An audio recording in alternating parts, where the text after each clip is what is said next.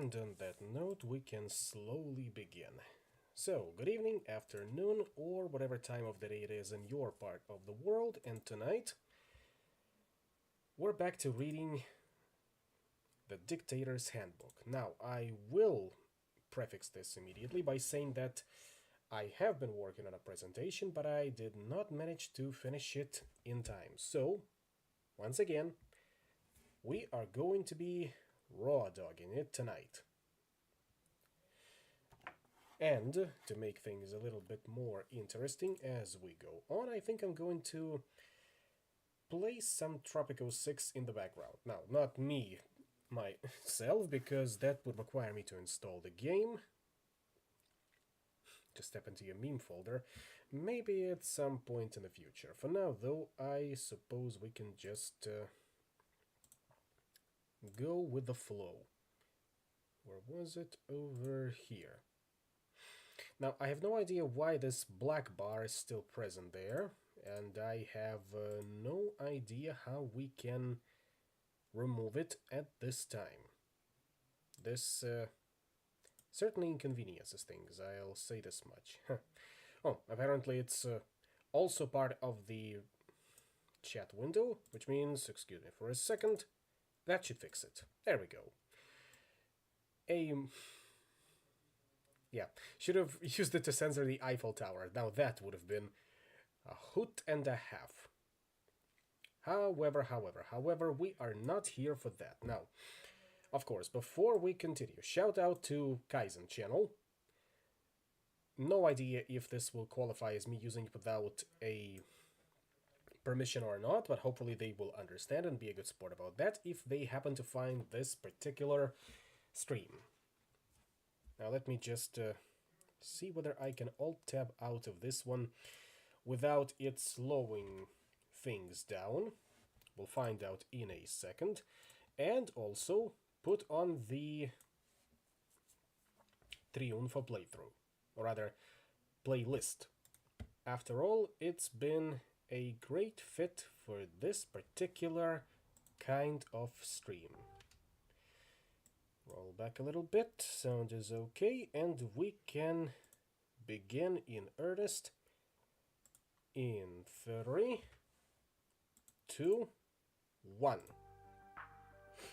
Chapter 7, Foreign Aid. A Democrat's lot is not a happy one. She must continually try to find better policy solutions to reward her large number of supporters. And yet, her hands are tied. She has little discretion in her policy choices. Her pet projects must be subjugated to the wishes of her large body of supporters, and she can steal virtually nothing for herself. She is like a selfless angel, appearing to place the concerns of her people over her own interests. That is, until she turns her attention overseas. When it comes to foreign policy, a Democrat is prone to behave more like a devil than an angel. In fact, in targeting her policies at foreign governments, she is likely to be a little better than the tyrannical leaders who rule those very foreign regimes. In this chapter, we explore 5 questions about foreign aid. Who gives aid to whom? How much do they give? Why do they give it? What are the political and economic consequences of aid? And what do the answers to these questions teach us about nation building? Everything's in order on that end, it looks like. Very well. For any who were starting to think of Democrats as the good guys, this will serve as a wake-up call. Most of us would like to believe that foreign aid is about helping impoverished people. The United States Agency for International Development, USAID, the primary organization for allocating US aid, advertises itself as extending a helping hand to those people overseas struggling to make a better life, recover from a disaster, or striving to live in a free and democratic country. In this caring, that stands as a hallmark of the United States around the world. Making the world a better place for its inhabitants is a laudable goal for donors. Yet the people in recipient nations often develop a hatred for the donor. And recipient governments, and donors too, often have different views about what the money should be for.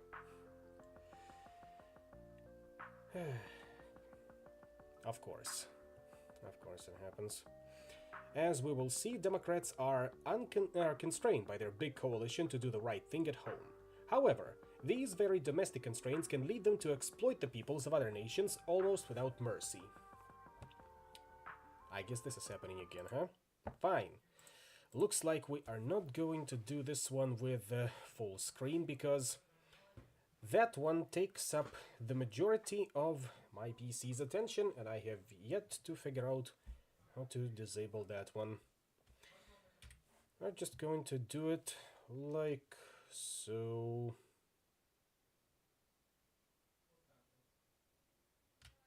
This should be a little better. Now, where were we?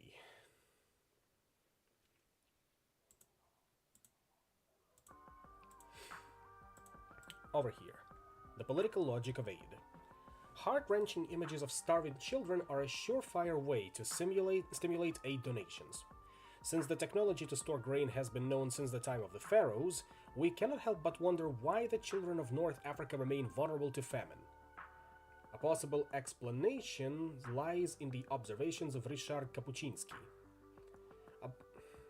Writing about the court of the Ethiopian Emperor Haile Selassie, Kapuscinski describes its response to efforts by aid agencies to assist millions of Ethiopians affected by drought and famine in 1972.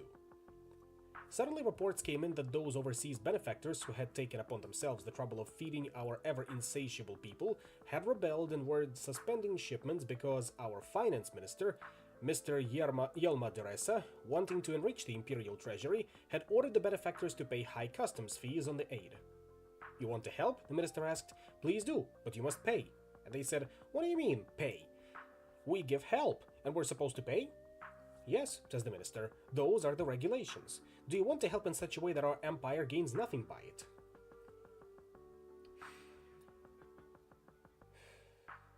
Bad idea in what sense?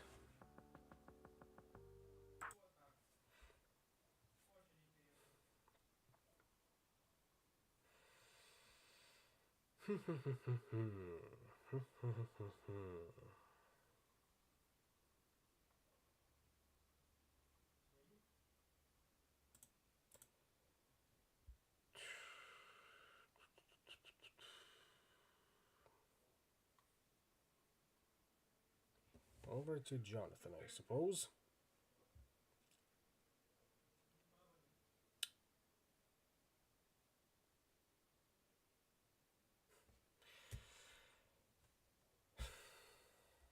I guess you are right in that regard, but as I mentioned, I need something playing in the background.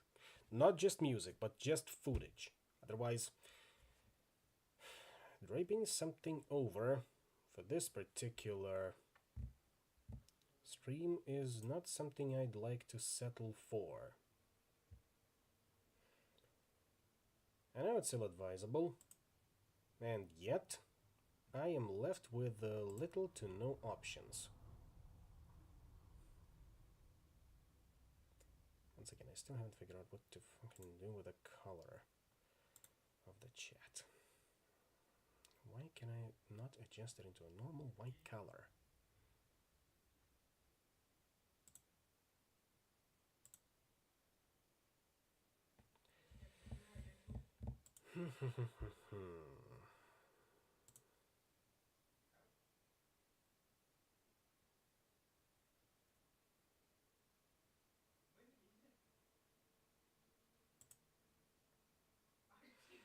This continues, I might as well just pull out the... what was it? The Emperor Palpatine footage, and it would be fine, I suppose. But I don't think that would play nice with anything else either.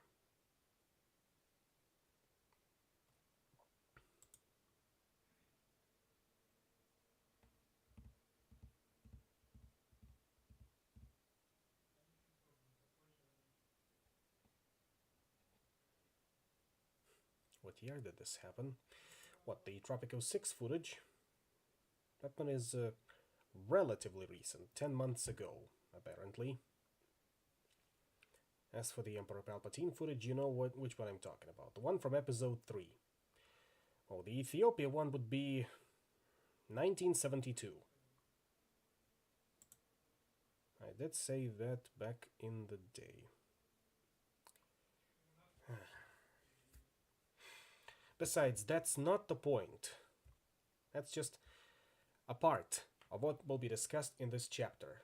I cannot leave it running for all of it. That'd be ill-fitting down the line.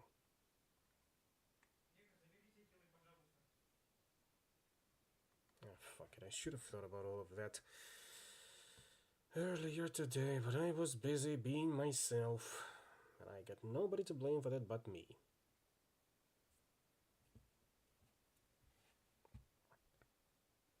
And nobody wants to hear about that. This is enough of a disaster as is. So maybe I am just supposed to suck it up and move on. And hopefully,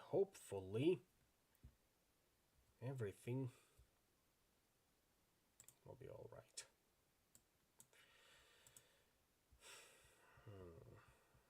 Just 1970s stock footage. No. It doesn't need to be from somewhere. It needs to be, as I mentioned, topical. So not just Ethiopia. At least Africa in general. Let's see if I can find it on YouTube at least.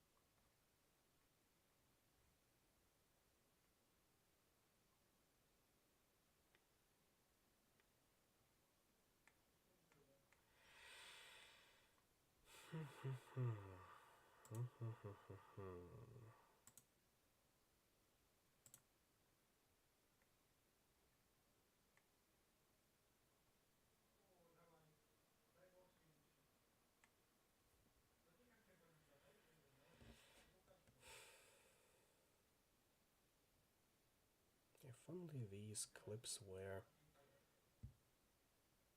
longer than 30 to 40 seconds each, that would have been acceptable.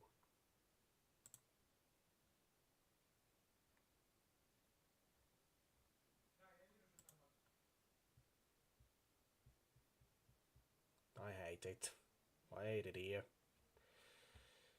Abso-fucking-lutely.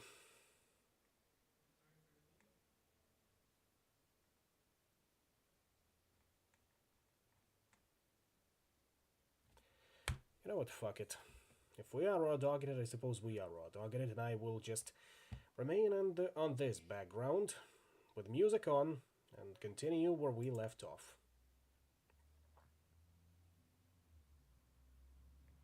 Nobody's happy with this arrangement, but it's the best I can do for right now, at least in my head. No one's around to say otherwise, so let's continue where we last left off, somewhere around here at least. Alright, 3, 2, 1, let's go. The antics of the Ethiopian government should perhaps come as little surprise. Autocrats need money to pay their coalition. Haile Selassie, although temporarily displaced by Italy's invasion in 1930s, held the throne from 1930 until overcome by decrepitude in 1974. As a long-term successful autocrat, Selassie knew not to put the needs of the people above the wants of his essential supporters. To continue with Kapuscinski's description. First of all, death from hunger had existed in our empire for hundreds of years, and every day natural thing, it never occurred to anyone to make any noise about it. Drought would come and the earth would dry up, the cattle would drop dead, the peasants would starve, ordinary in accordance with the laws of nature and the eternal order of things. Since this was eternal and normal, none of the dignitaries would dare to bother His Most Exalted Highness with the news that in such and such a province a given person had died of hunger.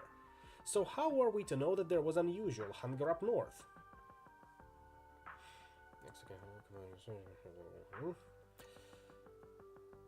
That should be fine. provided I will overcome my own hurdles and see the next presentation ready. Selassie fed his supporters first and himself second. The starving masses had to wait their turn, which might never come. His callous disregard for the suffering of the people is chilling, at least until you compare it to his successor. Mengistu Haile Mariam led the Derg military regime that followed Selassie's reign. He carried out policies that exacerbated drought in the northern provinces of Tigray and Wollo in the mid-1980s. With civil war raging in these provinces at a 2-year drought, he engaged in forced collectivization. Millions were forced into collective farms and hundreds of thousands forced out of the province entirely. Mass starvation resulted. Estimates of the death toll are between 300,000 and 1 million people. From the Derg's perspective, the famine seriously weakened the rebels. A good thing is Mengistu saw it. Many of us remember Live Aid, a series of records and concerts organized by Bob Geldof to raise disaster relief. Unfortunately, as well-intentioned as these efforts were, much of the aid fell under the influence of the government. For instance, trucks meant for delivering aid were requisitioned to forcibly move people into collective farms all around the country. Perhaps 100,000 people died in these relocations.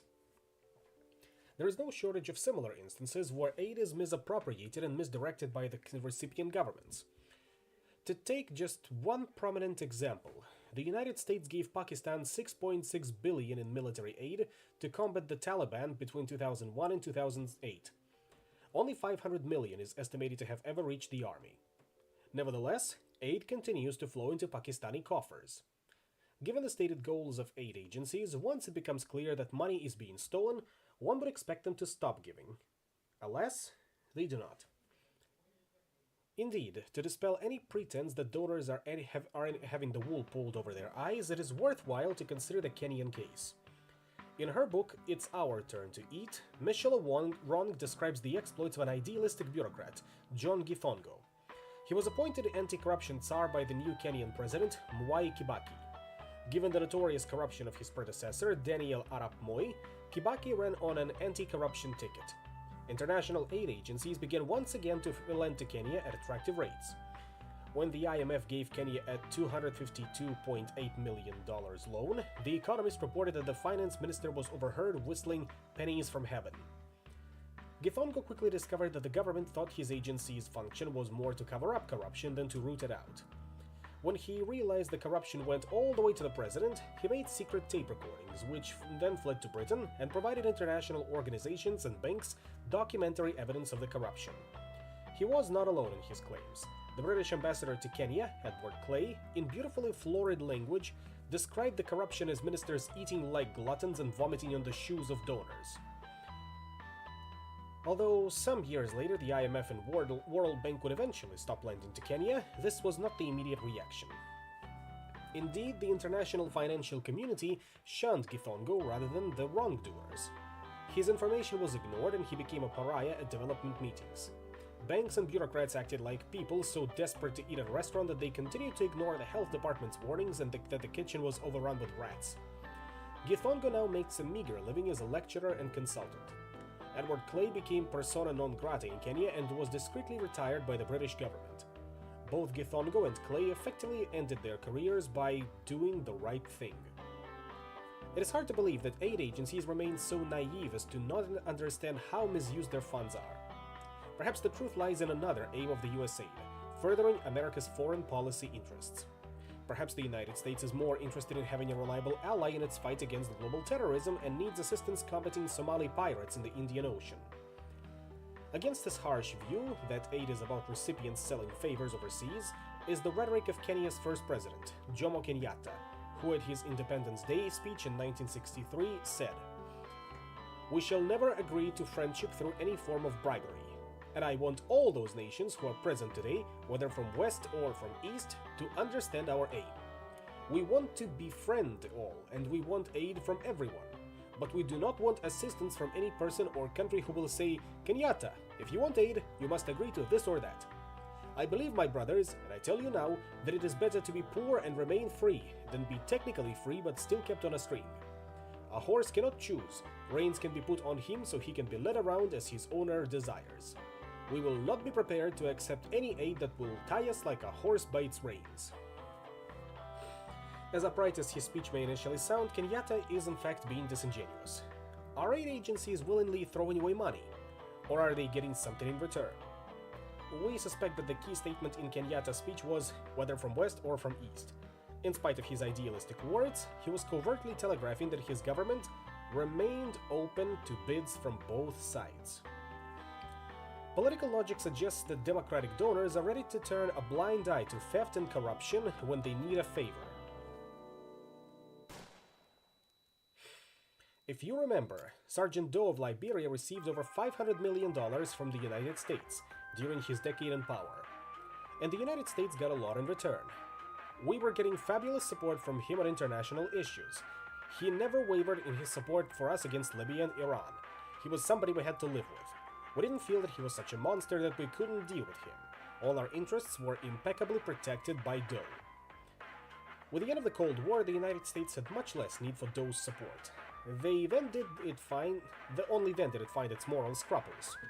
In 1989, it published a report which we quoted earlier, but is nonetheless worth repeating.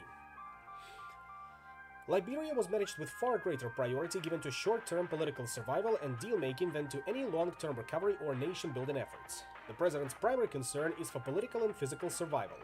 His priorities are very different from and inconsistent with economic recovery. President Doe has great allegiance to his tribe's people and inner circle. His support of local groups on ill-designed projects undercut larger social objectives. The truth is, foreign aid deals have a logic of their own. Aid is decidedly not given primarily to alleviate poverty or misery. It is given to make the constituents in donor states better off. Aid's failure to eliminate poverty has not been a result of donors giving too little money to help the world's poor. Rather, the right amount of aid is given to achieve its purpose, improving the welfare of the donors' constituents so that they want to re-elect their incumbent leadership.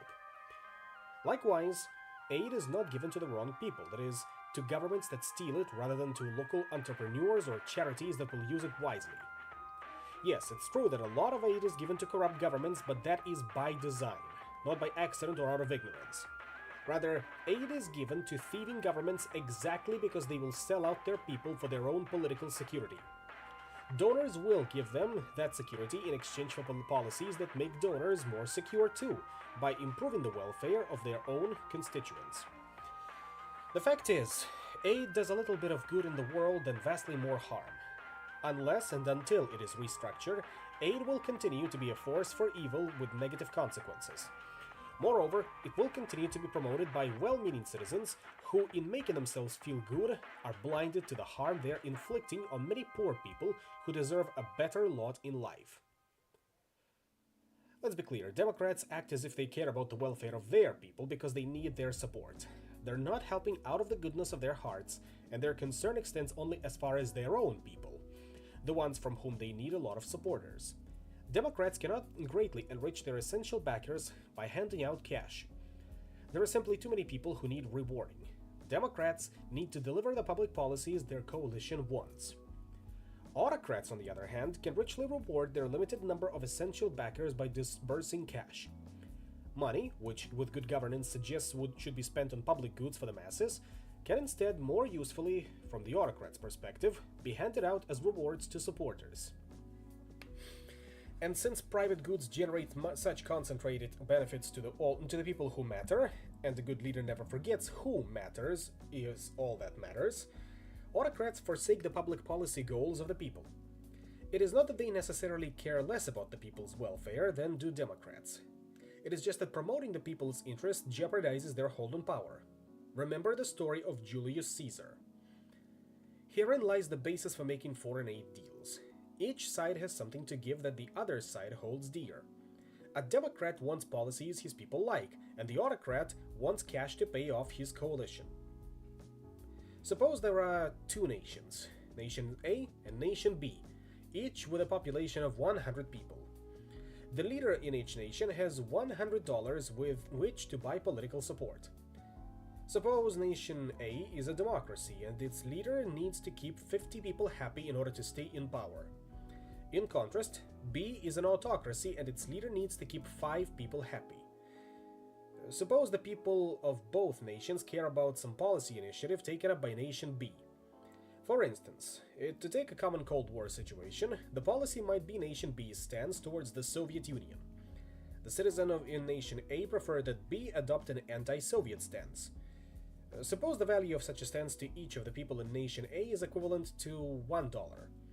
The citizens of Nation B don't want socialism outlawed, and they don't want their government to take an anti-Soviet stance. Indeed, since it is their country's policy at stake, let's assume that the people of B care about their government's policy much more than the people in Nation A. To keep our example simple, suppose that if B takes the anti-Soviet policy, then this is equivalent to a $2 loss in welfare for each of the 100 people in B. In Nation A, the leader has $100 to make 50 people happy. If he hands out the money to his supporters, then each gets $2. The leader in Nation B has fewer people to satisfy. If he handed out all his money, then each of his 5 supporters would get $20. Now, suppose the leader in B agrees to change to the anti-Soviet policy in exchange for cash. The essential questions are now how much does B need and how much is A willing to pay to make this deal work. The leader of B would only agree to trade policy for aid if it made his coalition better off. The switch in policy is equivalent to a $2 loss for each of his supporters, and each of the inconsequential remaining 95 people in B who are not influential, because they don't like the policy. So the leader of B would never agree to the anti-Soviet stance unless the aid money he gets for doing so is larger than this loss. Since he has 5 supporters to keep happy, and each supporter suffers a $2 loss, he needs at least $10 in aid to offset the political cost of turning anti-Soviet. That is, an extra $2 for each of his supporters, and each of the inconsequential remaining 95 people in B who are not influential. Yeah, stop. What was it?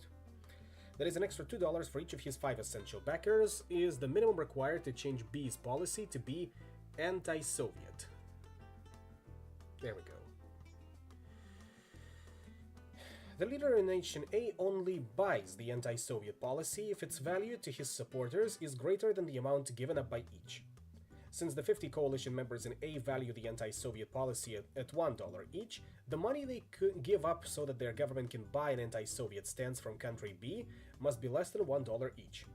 Otherwise, they prefer the cash to the policy concession. Since the policy shift is worth $1 to each supporter in Nation A and there are 50 members of the coalition, this means the leader in A would pay up to $50 in aid to B's government to get B to become anti-Soviet. Provided the aid transfer is between $10 and $50, the essential backers in both nations are made better off by trading policy for aid. This enhances the survival of both leaders. However, it makes each of the remaining 95 people in Nation B, those not in the winning coalition, the equivalent of $2 worse off. They're not compensated for the anti-Soviet policy that they don't like. This example, while extremely simple, captures the logic of Cold War aid flows. The United States provided Liberia's Sergeant Doe with an average of $50 million per year in exchange for his anti-Soviet stance. This aid did not provide for the welfare of his people and is coincidentally close to the amount of money Doe and his cronies are alleged to have stolen during his decade in power. From the perspective of survival-oriented leaders, the rationale for aid becomes clear. When the Cold War ended, the United States no longer valued anti-Soviet policies and was no longer willing to pay for them. Doe's government didn't have much else to offer the United States that American voters valued, so he was cut off. Without aid to revenue, Doe could no longer pay his supporters enough for them to suppress insurgencies, and so he died a gruesome death at the hands of Prince Johnson. For the reader who finds the above example too contrived, it is perhaps worthwhile to look at the recent failed United States attempt to buy policy. In the run-up to the 2003 invasion of Iraq, the United States sought permission to base US troops in the predominantly Muslim nation of Turkey.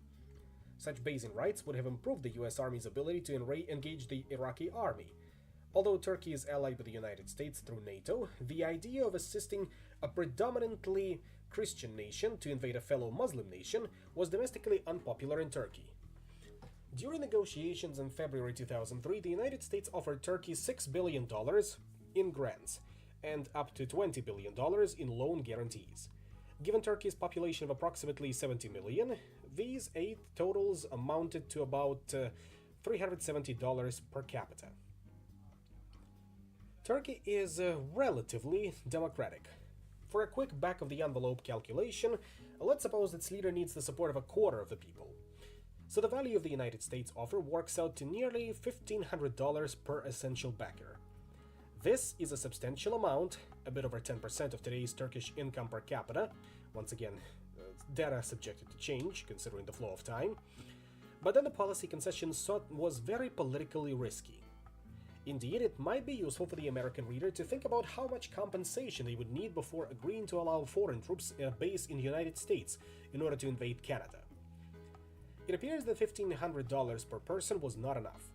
After much back and forth, the Turkish government rejected the offer. They were holding out for significantly more money, so we know there was a price at which the policy concessions could have been granted. But it was a high price. The United States was not willing to pay more, and so the deal could not be struck. In the end, Turkey granted a much less controversial concession for a lot less money. The United States was allowed to rescue downed pilots using bases in Turkey. Buying policy from a democracy is expensive because many people need to be compensated for their dislike of the policy. Buying policies from autocracies is quite a bit easier. Suppose Turkey were an autocracy and its leaders were beholden to only 1% of the population. Now, this is much closer to the current situation. Under such a scenario, the value of the US offer rejected by Turkey would have approached $40,000 per essential backer. Thinking back to the challenge offered to Americans, while few might have sold out their northern neighbor for $1,500, $40,000 might start looking very attractive to many. It is probably not an accident that the US invasion of Iraq was launched from the decidedly very small coalition monarchies of Kuwait and Saudi Arabia. The logic of how coalitions operate gives us a good handle on who gives how much aid to whom. Getting the people what they want helps democratic leaders stay in office. It is therefore no surprise that most foreign aid originates in democracies. The price of buying concessions depends upon the salience of the issue and the size of the recipient leader's coalition. As coalition size grows, the recipient leader needs to compensate more and more people for the adoption of the policy advocated by the donor. That means that the price of buying a policy concession rises with the size of the prospective recipient's group of essential backers. This creates an interesting dynamic. As a nation becomes more democratic, the amount of aid required to buy its policy goes up. But because the price is higher, donors are less likely to buy the policy concession from it because it just gets to be too expensive. Poor autocracies are most likely to get aid, but they don't get much. Although they may have great needs, they can be bought cheaply. We have confirmed this relationship between coalition size, the chance to get aid, and the amount of aid received, if any, in detailed statistical studies of aid given by the United States and other wealthy democratic nations, namely the members of the Organization for Economic Cooperation and Development, the OECD. Coalition size is not the only factor undermining who gets aid or how much is spent on buying concessions from them. The salience of the issues at stake, what the policy concessions are worth, is an important determinant of how much aid gets transferred. Notice that in the formula we just described, need is not a significant factor. In fact, because an extra dollar is worth more to a poor country rather than to a rich one, needier countries are likely to get less aid, not more than the less needy among those receiving aid at all. One extremely salient and hence expensive aid for policy deal was the 1979 Egyptian-Israeli peace treaty. As part of this agreement, Egypt became the first Arab nation to officially recognize Israel. Israel and Egypt ended hostilities that had been nominally ongoing since the 1948 war and had erupted into actual warfare in 1956, 67, and 73. As part of the 1979 deal, Israel withdrew from the Sinai Peninsula, which it had captured in 1967 Six-Day War, and both sides agreed to the free passage of shipping through the Suez Canal. Peace between Israel and Egypt was of great importance to the United States. Beyond the strong domestic support for Israel, the United States was suffering the ill effects of oil shocks in the 70s. The sharp rise in oil prices raised inflation and harmed the US and other Western economies dependent on oil imports. The United States, being desperate to avoid another oil crisis, underwrote the deal, thinking perhaps that in doing so would help stabilize the situation in the region. As can be seen in a figure that I will provide in a second. Let's see here. Like so. I think I can just paste it over here.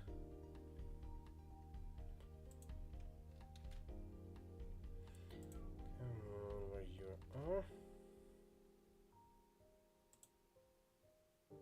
No, not add element.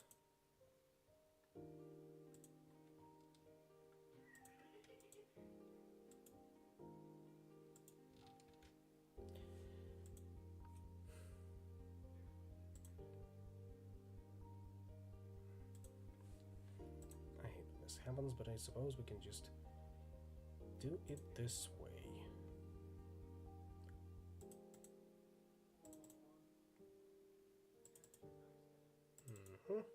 Yeah, this one will work. Now, where was it? Here it is. This figure. Where was I? Over here. As can be seen in this figure, the United States provided enormous economic incentives for the Egyptian president, Anwar Sadat, to visit Israel, attend the Camp David Peace Summit, and sign the treaty. The recognition of Israel was an extremely unpopular policy shift in Egypt. This is why Sadat could extract so much from the United States. Unfortunately for Sadat, it also led to his assassination in 1981. Fundamentalists threw grenades and attacked with automatic rifle fire during an annual parade. Although it officially recognizes Israel, the Egyptian government has done almost nothing to encourage the Egyptian people to moderate their hatred for Israel. In a BBC survey conducted nearly 30 years after the Camp David Agreement was struck, 78% of Egyptians indicated that they perceive Israel as having a negative impact in the world, far above the average in other countries, whose citizens participated in the BBC's survey on this question. Of course, changing the negative attitude towards Israel in Egypt could just reduce the amount of aid the Egyptian government could extract from the United States. Recent movement towards a more democratic government in Egypt highlights the dilemma faced by democratic donors. Those who celebrate the prospects of democracy in Egypt and favor peace with Israel have a problem. As we have noted, the Aid for Peace with Israel deal could be struck exactly because the autocratic Egyptian leadership and its coalition were compensated for the anti-Israeli sentiment among its citizenry, a sentiment they helped preserve. With the people now in charge, it would be natural for Egypt to shift away from its peace with Israel. To prevent that, greater amounts of foreign aid will be needed than was true under the Sadat Mubarak dictatorships. Given the significance of Israeli-Egyptian peace to American and Israeli voters, it is likely that the higher price will be paid. That leaves the question, will that greater aid be used to strengthen the military or improve the lot of ordinary Egyptians? As with Egypt, US assistance to Pakistan is much easier to explain by looking at aid as a payment for favors, rather than a tool for alleviating poverty. In 2001, the United States gave Pakistan $5.3 million and Nepal $30.4 million in aid. Pakistan's aid has been greatly reduced by congressional mandate following their test of a nuclear weapon in 1998. Yet, on September 22, 2001, US President George W. Bush lifted restrictions on aid. Pakistan received more than $800 million in 2002. Meanwhile, Nepal, not on the front line of the fight against Al-Qaeda and the Taliban, received about $37 million, just modestly more than their 2001 receipts. India, also not front and center of this battle against terrorism in 2002, received $166 million from the United States, up barely from 2001, when they received about $163 million. Poverty had not changed in any meaningful way in any of these countries between 2001 and 2002, but their importance to American voters most assuredly had. Democrats are often perceived as being in the driver's seat and dictating terms to autocrats. However, as in other matters, they are often the ones who are constrained. They need to deliver the policies their backers want. If they try to cut back on the aid they give or impose strict conditions, then autocrats simply end the policy concessions. Subsequent US relations with Pakistan offer clear evidence of this pattern of waning and waxing aid. As we saw, aid went up following the terrorist attacks of September 11, 2001, but then it began to taper as the war against the Taliban in Afghanistan seemed to have been won by 2003. Once Pakistan increasingly became a safe haven for the Taliban and Al-Qaeda, everything changed. Pakistan now found itself in a tough spot.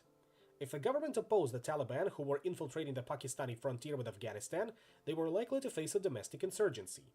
If they supported the Taliban, they would face severe pressure from the United States. This dilemma offered an opportunity for Pakistan to make greater demands for US aid if Pakistan's government was to be induced to resist the Taliban. The demands were made, but the US Congress balked at giving Pakistan more, noting that much American aid to Pakistan was diverted to uses not intended by the Congress. These uses include the disappearance of some money and channeling much of the rest by Pakistan to stave off what the Pakistanis perceived to be the greater threat from India than from Muslim fundamentalist militants. The United States, disgruntled with Pakistan, did not initially agree to pay the higher price needed to get the Pakistani government to pursue the Taliban and Al-Qaeda militants within Pakistan. What was the upshot? As we have learned to expect, the Pakistani leadership ignored US pressure and began looking for ways to work with the Taliban. Aid is basically a pay-or-don't-play program. The United States wouldn't pay and Pakistan wouldn't play. By 2008, the government of Pakistan's leader, Asif Ali Zardari, was paying only lip service to go after the militants. The Bush administration, lacking more aid to offer, proved unable to change Zardari's mind. In fact, the second half of 2008 saw only a perfunctory effort by the Zardari government to fight the militants. There was a brief military offensive against the Taliban starting on June 28th and ended in early July with precisely one militant killed. After that, although the Taliban aggressively pursued their own territorial expansion in Pakistan, the Zardari government mostly looked the other way. Rather than fight the militants, Zardari's regime made a deal with the Taliban in February 2009, paying them about $6 million and agreeing to the imposition of Sharia law in the Swat Valley in exchange for the Taliban agreeing to an indefinite ceasefire. The ceasefire unraveled by May. By this time, the Zardari government seemed in trouble and the US government was fearful that the Taliban might take control of Pakistan altogether. In the face of such dangers, the price for aid had risen, but so too had the desire in the United States to motivate the Pakistanis to try harder to beat back the Taliban. Congress passed the Kerry-Lugar bill at the end of September 2009. It nearly tripled the aid to Pakistan, increasing it to $1.5 billion. Even then, the Pakistani government balked taking the greatly increased aid because the bill included requirements that the Pakistanis be accountable for how the money was used. Facing resistance from Pakistan, Senator John Kerry clarified that the bill was not designed to interfere at all with sovereign Pakistani decisions. That is, he essentially assured the Pakistani leadership that the United States would not closely monitor the use of the funds. Shortly after, the Pakistani government accepted the aid money and greatly stepped up its pursuit of militants operating within its borders. By February 2010, they had captured the number 2 Taliban leader, but as we should expect, they have also been careful not to wipe out the Taliban threat. Doing so would just lead to a termination of US funds. The US government, for its part, is frustrated that even with $1.5 billion in aid, Pakistan is not sufficiently motivated to beat back the Taliban. As a result, the United States has stepped up drone attacks and use of the American military to pursue the Taliban within Pakistani territory, much to the public, but without private, dismay of the Zardari government. This is all just the dance of the donors and the takers, the recipients looking for as much money as possible and the donors looking for a highly salient, highly political concession, the destruction of the Taliban. Perhaps this is distasteful for those who would like to maintain the fiction that aid is about alleviating poverty.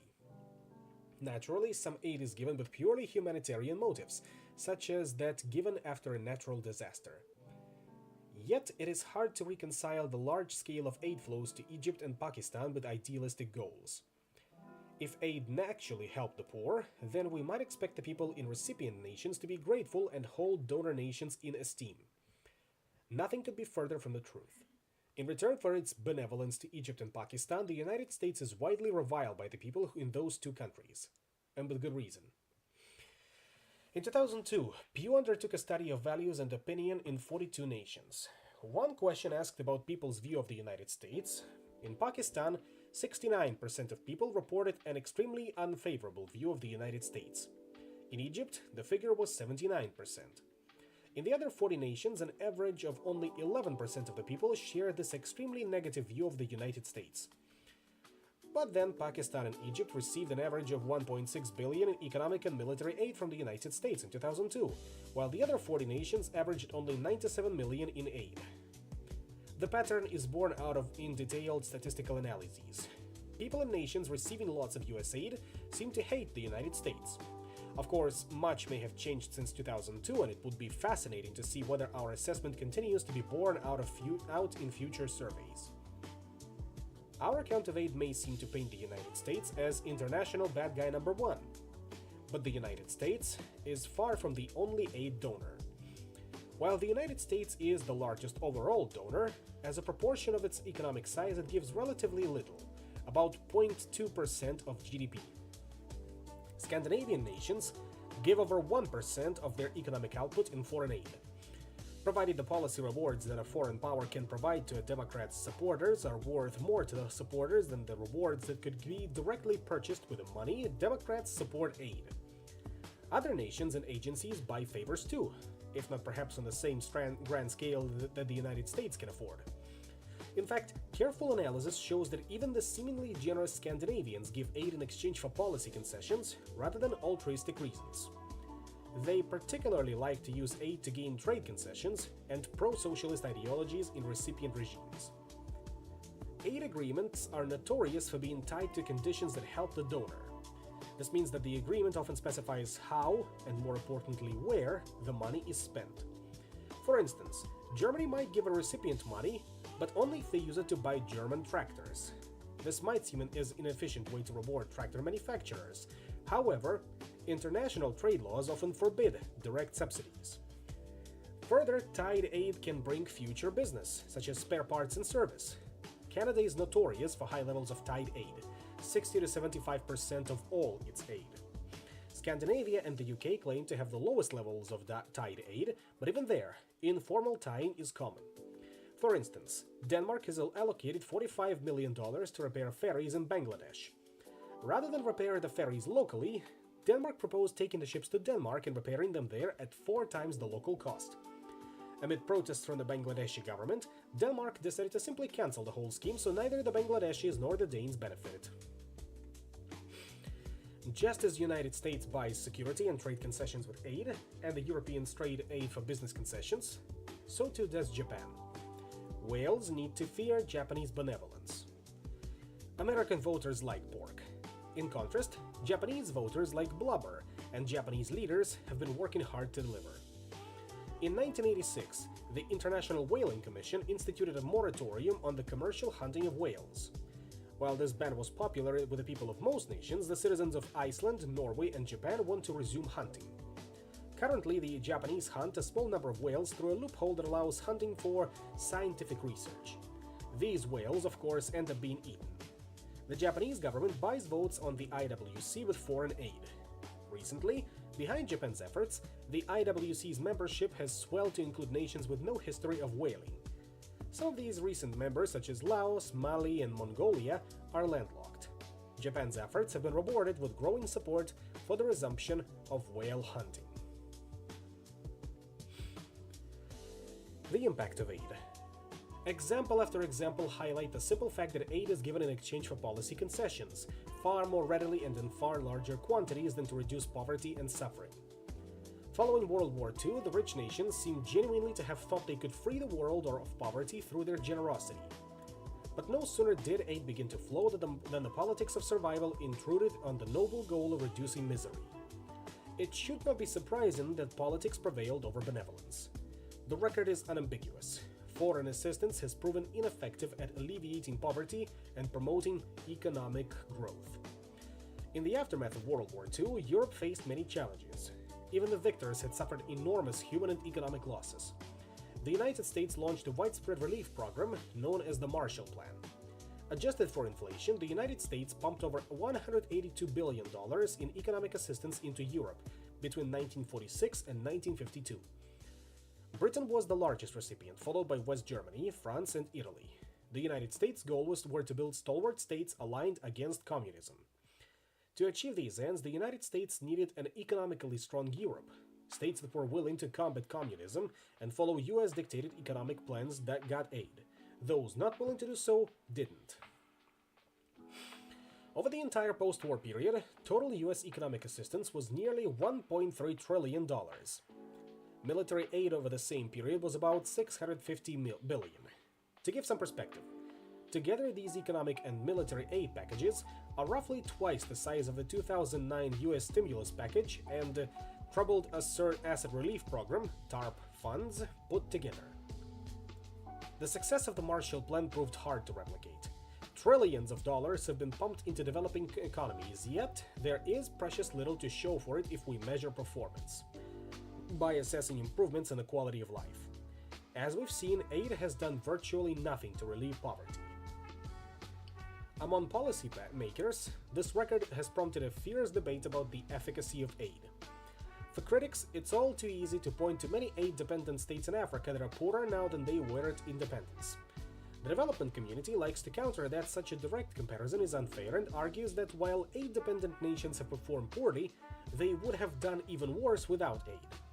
This defense, while wrong, is a sensible argument that needs to be taken seriously. We cannot simply condemn the aid enterprise just because nations that received aid performed so poorly. To understand why, consider the following provocative statement. Hospitals kill. There's plenty of evidence to support this claim. The likelihood of dying is much higher for a person in a hospital than for a person who is not. Of course, most of us instantly see the error in the evidence. The people in hospitals are sick. Healthy people are not to be found staying in hospitals, but this kind of error from looking at statistics without thinking about where they come from is all too common. A colleague of ours, Peter Rosendorf, organized a petition and appealed to the Santa Monica City Council to put a crosswalk at a dangerous junction near his former house. The city engineer said that quite to the contrary, the city was planning to take out all the crosswalks because their studies showed that pedestrians were more likely to get killed in crosswalks than anywhere else. The children of Santa Monica should be grateful to Peter. He took the time to explain that the result was not because crosswalks were inherently more dangerous, but rather they are where people cross the road. Assessing the true impact of hospitals or a particular treatment of drug is difficult unless we understand who is being treated. The medical community uses randomized drug trials to test the efficacy of medicines. Patients are randomly split into two groups. Half get the medicine being tested and half get a placebo. The effectiveness of the drugs is determined by comparing the performance of the two groups. If, alternatively, the medicine is given only to the sickest patients, even if it is an effective treatment, the group getting the medicine might do worse than the group that did not. Likewise, if aid agencies target all those nations facing the most serious problems, then aid could appear ineffective even if it was actually working. Ideally, to assess the effectiveness of aid, the international community should undertake controlled experiments, giving aid to some randomly chosen nations and withholding it from others. But since it is unlikely aid will ever be allocated in this way, economists need to use complex and controversial statistical procedures to adjust the results according to which nation gets treated. Rather than delve into these convoluted procedures, we will offer some simple evidence based on the United Nations Security Council. The UNSC is composed of 5 permanent members: the United States, Russia, China, Britain, and France, and 10 temporary members. The temporary members are elected for 2-year terms on the Security Council, and they are ineligible to be re-elected in the 2 years after their term expires. Election to the UNSC is highly prestigious and, as it turns out, valuable too. Unfortunately, its value comes at a cost, bringing hardships for the people in many of the countries that get elected. On average, nations elected to the UNSC grow more slowly, become less democratic, and experience more restrictions on press freedoms than eligible nations that are not elected. For instance, during a 2-year term on the UNSC, the economy grows an average of 1.2% less for nations elected to the Council than for nations not elected. Over a 4-year period, the 2 years on the UNSC and the following 2 years of ineligibility, the difference in growth averages 3.5% less for elected UNSC members, that is, nearly 1% per year. The effects are much stronger in autocracies than democracies. The effects of Council membership on growth are fascinating and should cause us to question why the UN is held in such high regard. They also provide an important piece of evidence about the impact of aid. Nations elected to the UNSC get more aid. A UNSC seat gives leaders valuable favors to sell in the form of their vote on the Security Council, and the aid they receive results in worse performance for their economy. Recently, there has been a profusion of studies that show that nations elected to the UNSC get financial rewards from the international community. They get more US and UN aid, better terms, and more programs at the IMF, World Bank, and a host of other institutions.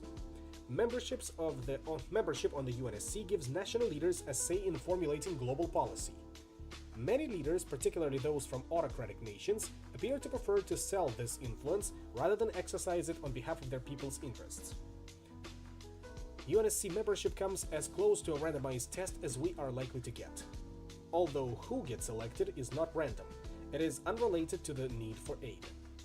Indeed, population size appears to be the only systematic determinant of UNSC elections. African nations, in particular, appear to have adopted a norm of rotation. Nations are elected simply because it is their turn. The key point is that prior to their election, UNSC members behave no differently from other nations. But once elected, they actually underperform. To return to the medical analogy, nations elected to the UNSC are not sicker than nations not elected. They get an extra shot of medicine, and it makes them sicker. UNSC membership gives leaders the opportunity to sell salient policy support. As we have seen over and over again, autocrats need to pay off their coalition. Aid provides the money to do so, and that helps leaders survive. Further, aid encourages autocrats to reduce freedoms for two reasons. First, aid revenue means leaders are less dependent upon the willingness of people to work, so the leader does not indeed to take as many of the risks that arise from freedom, risks they must take when their revenue and worker productivity depends upon allowing people to communicate with each other. Second, the policy concessions are generally unpopular, so leaders need to suppress dissent. UNSC membership brings prominence and prestige to a nation. For an autocratic leader, it also means more easy money. For the people of autocratic nations, the UNSC means fewer freedoms, less democracy, less wealth, and more misery. The historical record shows that aid has largely failed to lift nations out of poverty. It is perhaps ironic that while aid affords the resources to alleviate poverty and promote economic growth, it creates the political incentives to do just the opposite. As Edward Walker, US Ambassador to Egypt from 1994 to 98, succinctly put it, aid offers an easy way out for Egypt to avoid reform.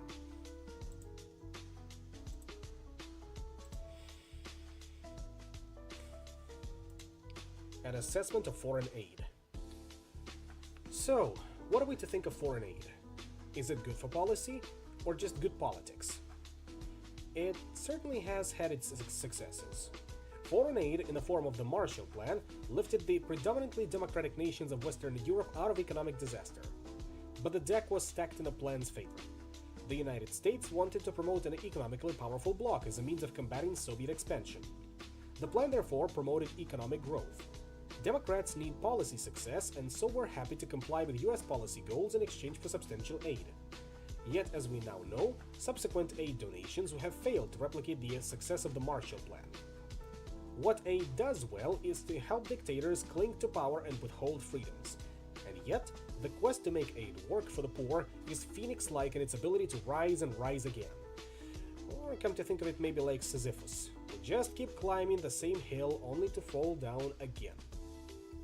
Every decade or so, donor nations launch new initiatives to get aid working.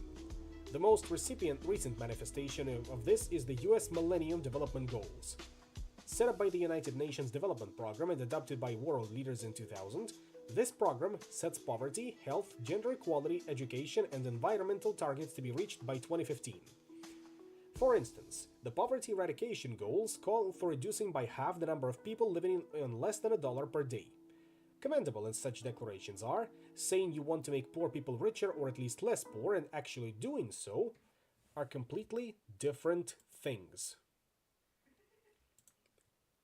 Alright, this playlist is over, so I think it's time to put on something else. Now I'm gonna trust my YouTube playlist on that one. And let's go with this one, sure.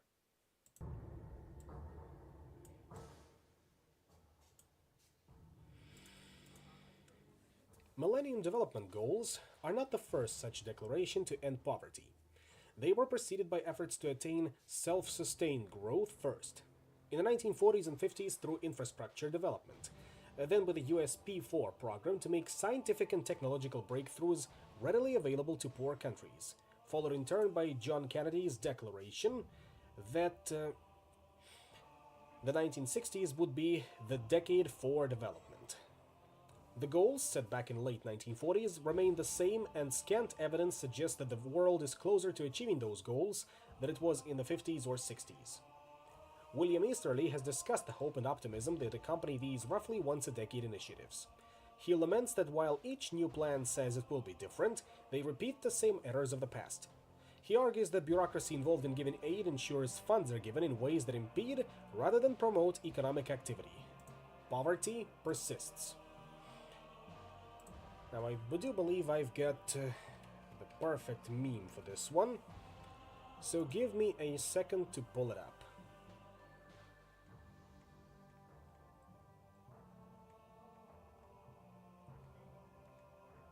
Almost there. Yes, here it is.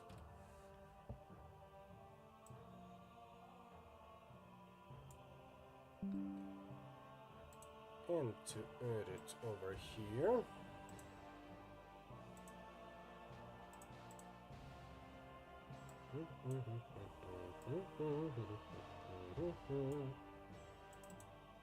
Like so.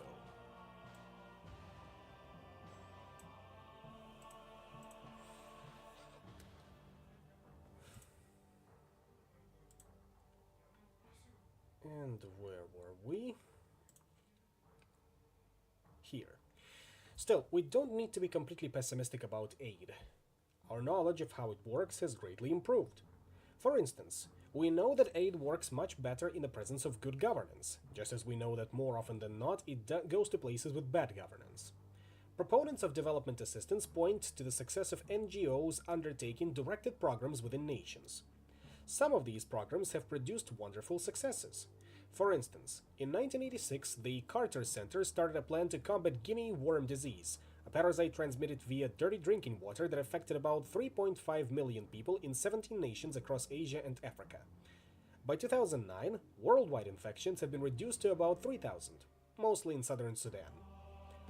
Non-governmental organizations, NGOs, have proven that they can effectively deliver basic healthcare and primary education. Yet, harking back to our discussion of public goods provided by small coalition regimes, we can't help but notice that these benefits are precisely the kinds of public policy programs that even the most autocratic leaders want to initiate. NGOs are less successful at providing advanced education. Autocratic leaders in recipient states don't want people to be taught how to think independently enough that they could organize opposition to the government. The success of NGOs in promoting basic education, basic healthcare and sanitation, and other basic necessities, digging wells, electrifying villages, making very small business loans, at what we would describe in the United States as usurious interest rates, all point to a fundamental failing of aid programs and to the harm being done unwittingly by many NGOs and their supporters. It is a simple fact that aid money is fungible. This means recipient governments have nearly complete discretion about moving funds from one project to another. With direct government-to-government transfers, it is easy to see why this is so. Autocrats want to provide private rewards for their supporters. NGOs don't typically want to help the rich get richer, and so they provide funding for specific projects or do the work themselves. However, in practice, recipients are very skilled at converting aid into the kinds of rewards they want, rather than the kind of rewards donors want them to provide. The most sensible criterion for assessing aid's effectiveness asks not how much money is spent or even how many wells are dug, schools built, or villages electrified, but rather how many people are helped. NGOs count how much money they spend to evaluate their efficacy, but this is a flawed criterion. It encourages charities to help the easiest to reach and the more visible cases while ignoring the difficult and harder to reach people who might well be those in greatest need. Counting the number of people helped also encourages agencies to undertake work that the government would have otherwise done on its own. Remember that NGOs are most successful at providing basic public goods like primary education and basic healthcare, services even autocrats want. When aid funds are used to substitute for government spending, then few, maybe even no one, has actually been helped unless the government uses the freed up money for other projects of benefits to the general population. Of course, they don't. They use the money to shore up their political position and the loyalty of their essential backers. Cambodia is a case in point. Half of the Cambodian government's budget is made up of foreign aid. Rather than supplementing government programs, these donor funds are largely directed toward the bank accounts of government officials. Indeed, Cambodia ranks among the world's most corrupt nations. As USAID reports, donor funds have flowed into education and health, and some of these are passed on to ordinary citizens. But there can be little about a significant portion of funds earmarked for schools, teachers, and textbooks, and for clinics, health workers, and medications are diverted. That is, the funds intended for the people are diverted to rewards for Cambodia's rich. Often, when NGOs provide aid, the amount of assistance is substantially less than the numbers reflect.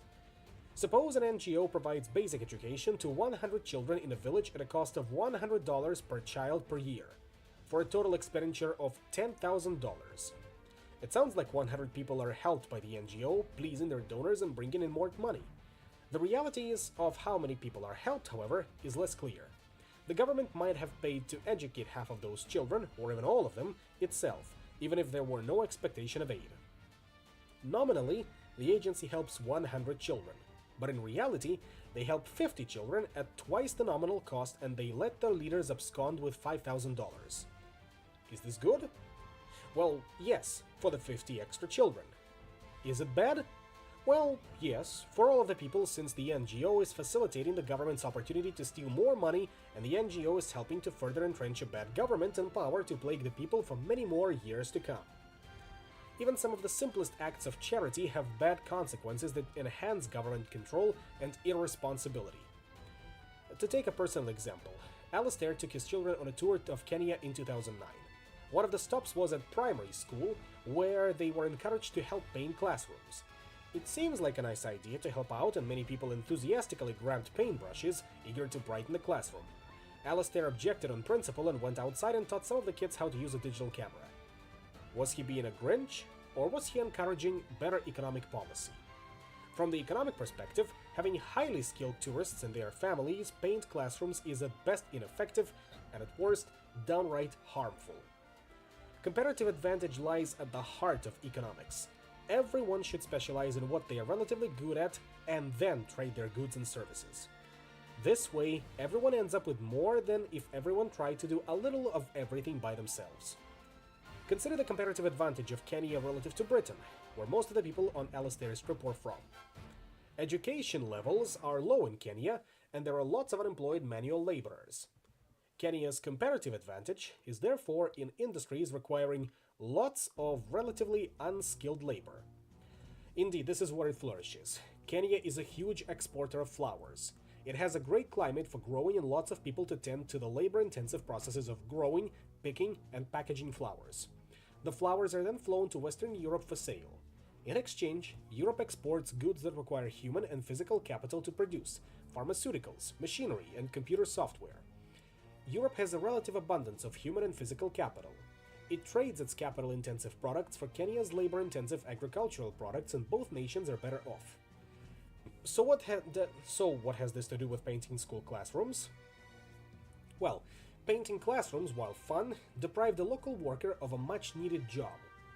If educated Westerners displace locals for manual labor jobs, then where can those workers possibly compete given the current distribution of skills and capital? How can they earn enough money to make a living and perhaps send their children to school to acquire greater skills that will make them more competitive when they grow up? Rather than helping out, the wealthy tourists who took up paintbrushes made some worker worse off. Repeat that exercise thousands of times and in thousands of different ways, and you can see how feel-good charitable acts can benefit the donor vastly more than it actually benefits the needy. On a much larger scale, the means of aid in needy countries can be dramatically improved by taking stock of comparative advantage. For instance, agriculture is highly protected from competition in Europe and North America through price supports and subsidies. Agriculture was deliberately excluded from the post-war trade agreement established by the General Agreement in Tariffs and Trade, and its controversial successor, the World Trade Organization. This is because rural areas are disproportionately represented in some countries, and so farmers tend to be the essential backers of leaders in many European countries, like Poland. Allowing farmers from developing nations to compete on the basis of comparative advantage will do much further toward promoting economic growth than providing poorly targeted and highly bureaucratized aid.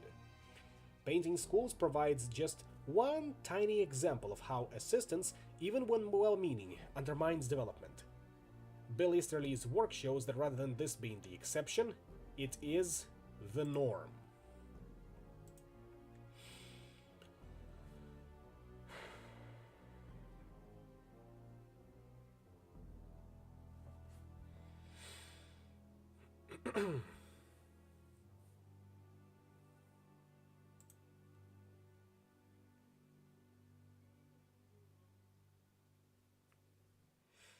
And yes, we'll get to give directly a little bit later at some point.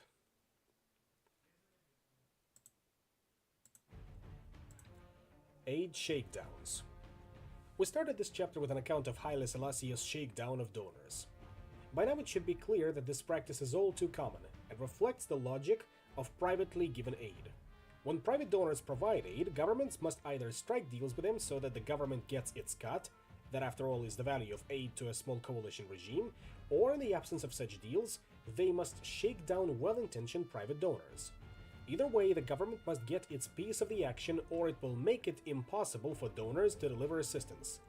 That, for instance, is what the Myanmar government did following the Nargis cyclone in 2008. They insisted on having United Nations aid delivered to the government or barred from the country.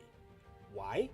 Because, as we noted earlier, the military dictatorship wanted to use the aid to enrich itself by selling food on the black market rather than distributing it to those most in need. You might think this was the odd behavior of a horrible regime, atypical of the response of government leaders following natural disasters. Not so.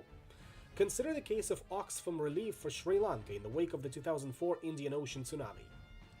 Following a massive earthquake on December 26, 2004, a tsunami sent huge waves of water rushing inland, killing over 230,000 people across 14 nations. Subsequent assistance totaled over $14 billion. Yet even while the goal of aid agencies might have been to relieve suffering, many recipient governments took it as an opportunity to enrich themselves. To distribute aid, Oxfam shipped 25 four-wheel drive trucks to the region. The Sri Lankan government impounded the trucks and insisted that Oxfam pay a 300% import duty. For over a month, the first critical month after the tsunami, the trucks sat idle and people went without food and shelter. Eventually, Oxfam paid over $1 million to have its trucks released. Before giving it to a charity, many people like to assess how much of their donation goes to help people versus how much is spent on overhead. Oxfam America, for instance, gets 3 out of 4 stars from Charity Navigator, an organization that rates charities. Oxfam spends 6% of its revenue on administrative expenses and 14% on fundraising. The remaining 80% is spent on programs, that is, helping people. Unfortunately, 80 cents on the dollar is not the effective amount of help provided. Remember those trucks and the 300% import duty. If such cases are the norm, and they usually are, the actual aid benefit may only equate to 20 cents on the dollar. If even as careful a charity as Oxfam is being shaken down, then it makes us wonder what is happening to the rest. It is virtually impossible to quantify how much aid gets diverted towards the recipient government's objectives rather than the donor's intended goals. However, we suspect this figure is huge. The fundamental problem is that recipient governments are not appropriately incentivized to fix problems. Consider the recent case of flooding in Pakistan in 2010. No one can blame the government or for the rains, but they are very much accountable for the subsequent devastation. Over 20 million people were affected, 4 million made homeless, and nearly 2,000 died. Following severe floods in the 1970s, Pakistan set up a federal flood commission. On paper, this agency has completed about 900 million worth of dike construction. Of course, the reality is very different. Irrigation and flood controls are a source of graft, not public policy.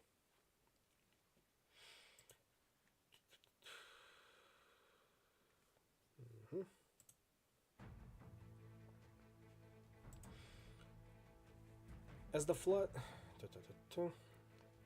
And when the dikes are built, they serve as the interests of the wealthy, that is, coalition members, not the people. As the floods swept downstream and threatened huge segments of the population, President Zardari, who is nicknamed Mr. 10% for his alleged penchant to take that portion as his cut, acted as a good autocrat should.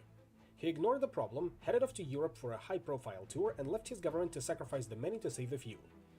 The government reinforced dikes to protect essential supporters while allowing flooding to continue in poor areas.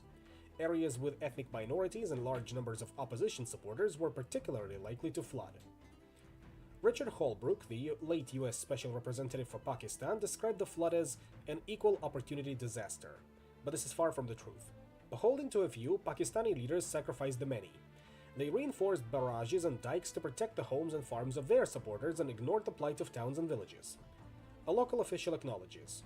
Local government figures in the Sindh province conspired with prominent landowners to bolster the riverbank running through their property and others deemed important, at the expense of other regions, which were left vulnerable to floodwaters.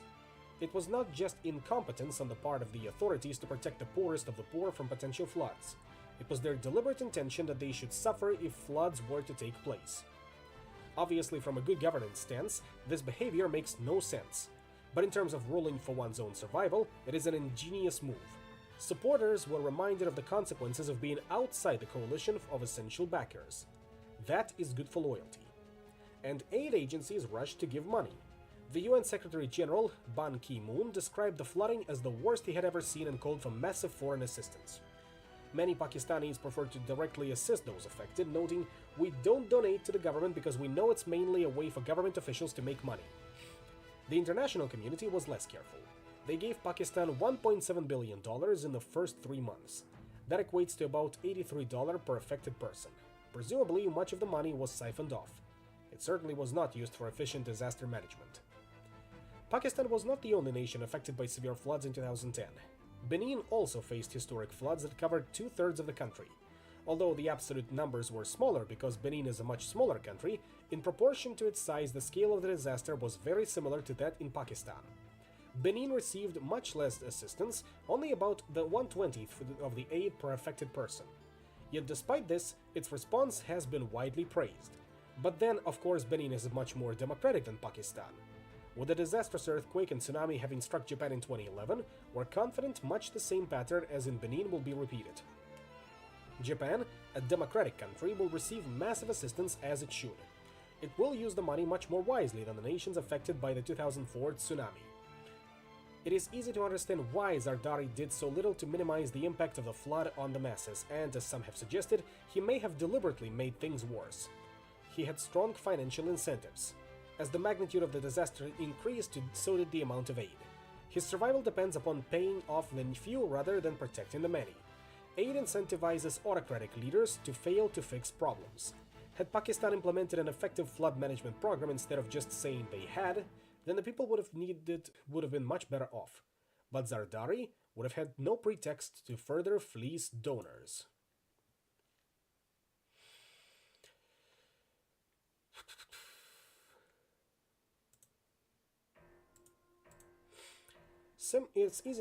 Similar incentives plague Pakistani assistance with the war on terror.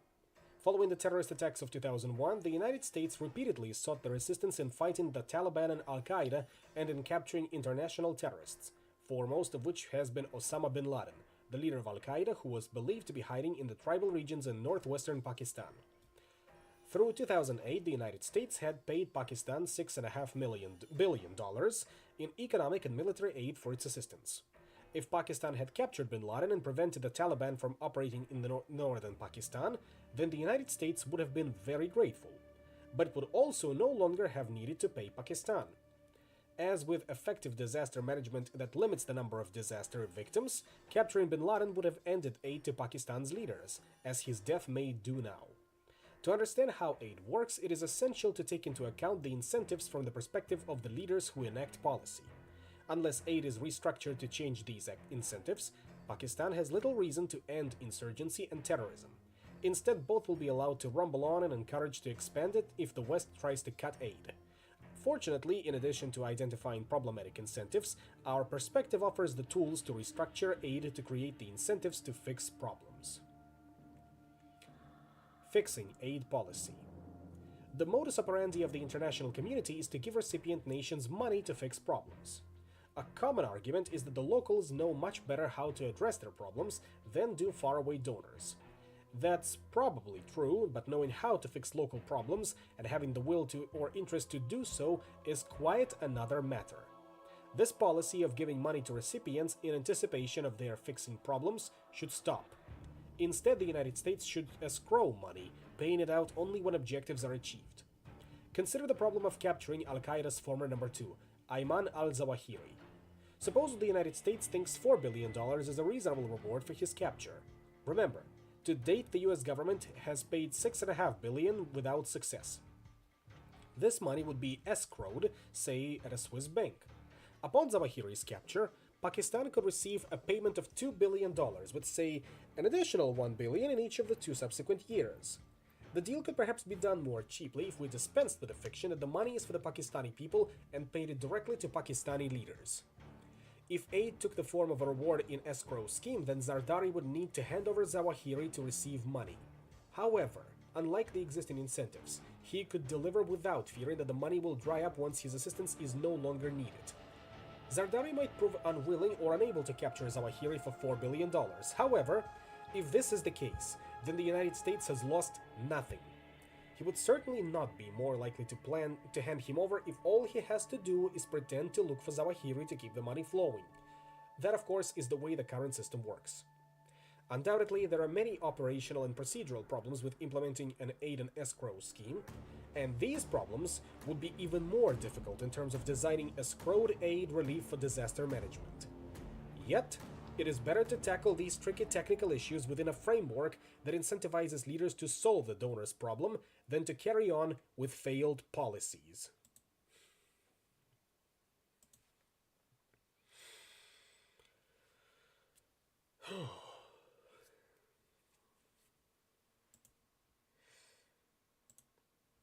Nation building. What then are the fundamental incentives for one institution to interfere with the institutions of another? Democracies often claim that they want to democratize other nations. They frequently justify both aid and military intervention on this basis, but the evidence that they actually promote democracy is scant. Those who defend such policies tend to cite Germany and Japan after World War II, but that was 60 or so years ago. And on close examination, it took many years before these nations developed, or were permitted to develop, independent foreign policies. The reality is that in most cases, democracies don't want to create democracies. In 1939, US President Franklin Delano Roosevelt famously remarked about Anastasio Somoza Garcia, a brutal Nicaraguan dictator, that he's a son of a bitch, but at least he's our son of a bitch. And herein lies the rub. Dictators are cheap to buy.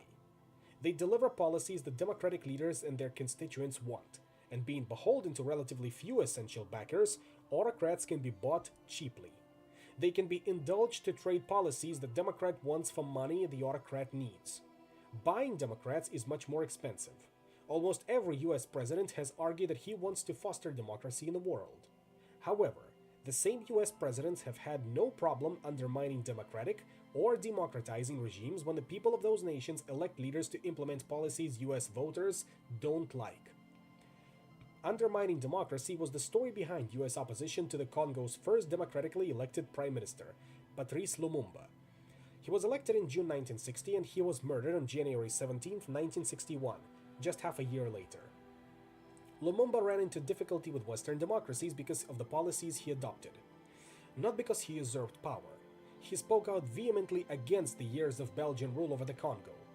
In a speech during Congo's independence celebration, less than a week after his election as prime minister, Lumumba announced, "Nous ne sommes plus vos singes. We're no longer your monkeys."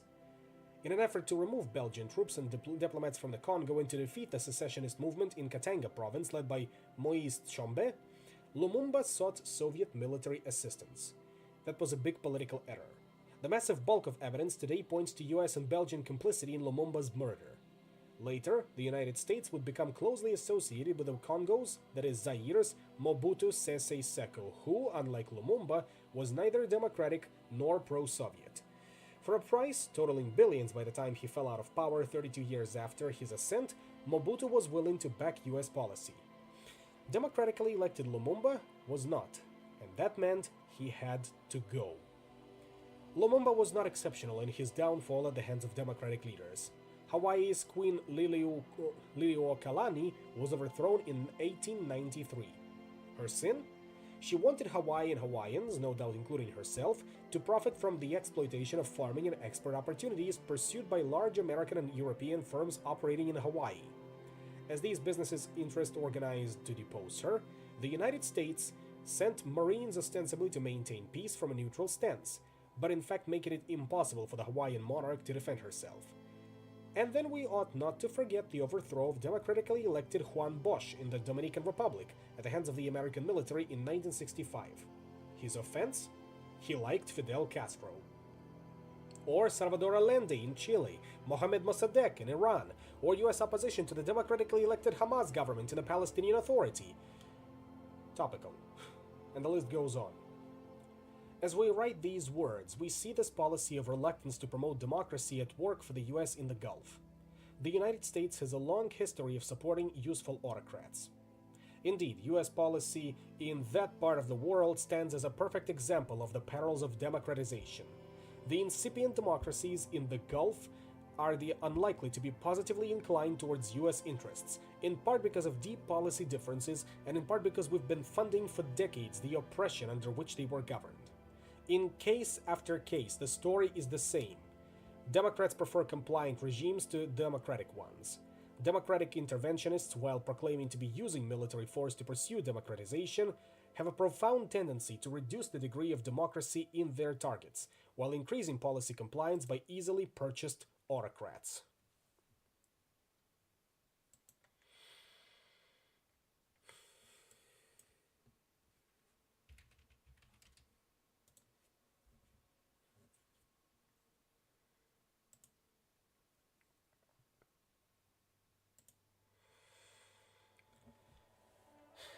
Before this chapter, you might have been under the impression that Democrats were angels compared to their autocratic counterparts. This chapter has tarnished that image, and there will be more tarnishing to come. But rather than deplore European and Japanese prime ministers and US presidents on principle, we need to pause for a moment and consider what they are doing and why. Democrats deliver what the people want. Because they have to stand for election and re-election, Democrats are impatient. They have a short time horizon. For them, the long run is the next election, not their country's performance over the next 20 years. However, as long as we the people want cheap gasoline and an abundance of markets in which to dump agricultural products, and we want more than we want to see genuine development in poor countries, then our leaders are going to carry out our wishes. If they don't, well, they'll be replaced with someone who will. That's what democracy is all about. Government of, by, and for the people at home. As a classroom experience, Bruce likes to ask his students how many of them want to help remove poverty in Nigeria or Mali. This idea produces universal support, and virtually everyone wants the government to provide aid to make it happen. Yet when push comes to shove, enthusiasm fades. For instance, he asks how many students are willing to give up their mobile phone service and have the funds be sent to help Nigeria. Hardly a hand goes up. And when he asks about reducing their low-interest government loans that help pay tuition if the money goes to the world's poor, even fewer hands go up, even though he reminds them that they are the world's incredibly rich poor, and that they profess to want to help the world's truly poor. Not at their own expense. Aid is a tool for buying influence and policy. Unless we the people really value development and are willing to make meaningful sacrifices towards those ends, then aid will continue to fail in its stated goals. Democrats are not thuggish brutes. They just want to keep their jobs, and to do so, they need to deliver the policies their people want. Despite the idealistic expressions of some, all too many of us prefer cheap oil to real change in West Africa or the Middle East. So we really should not complain too much when our leaders try to deliver what we want. That, after all, is what democracy is about.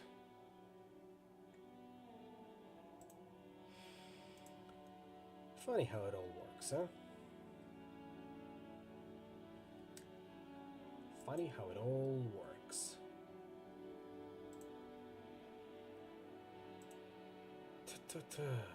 With that, I suppose we can be done for tonight. Even though this was a bit mired by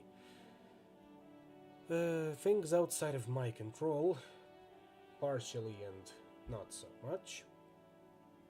Let's call them things in and out of my control. I hope you're learning more and more with each passing lecture, and you are making up things in your mind as we go along. That marks the point of 3/4 of the book we are through. After that, we've got Chapter 8, The People in Revolt, Chapter 9, War, Peace, and World Order, and Chapter 10, What is to be done?